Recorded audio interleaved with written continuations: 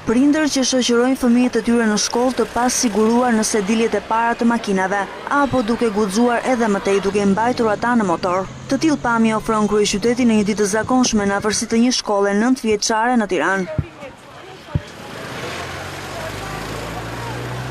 Të papërgjeshëm apo ndoshta në nxitime sipër, prindërit I mbajnë fëmijët nën moshën 12 vjeç të pasiguruar në makinë, as me rrip sigurimi, duke rrezikuar jetën e tyre në çdo moment. Por pas datës 1 janar të vitit 2016, prindërit do të duhet të mendohen mirë para se ta ndërmarrin sërish një hap të tillë, pasi rrezikojnë të mbeten pa patent. Kjo pasi sipas ndryshimeve më të fundit të bëra në kodin rrugor, prindërit rrezikojnë nga 6 muaj deri në 1 vit heqje patente nëse mbajnë fëmijët e tyre nën moshën 12 vjeç në ndënjësin e parë të makinës, të pasiguruar me sediljet e posaçme. Prindërit nga ana tjetër shprehen se kjo është një masë e nevojshme. Ata pohojnë para kameras se I sigurojnë gjithmonë fëmijët e tyre, por kur pyeten për sediljet e posaçme, çmimi ju duket I kripur.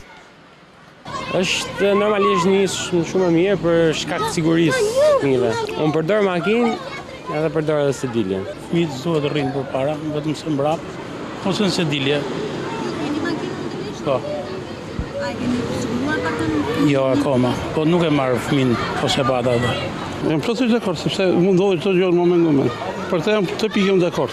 Në kryeqytet çmimi I sediljeve për fëmijë varion nga 2.000 lekë deri në 7.500 lekë, dhe kjo në varësi të moshës së fëmijëve.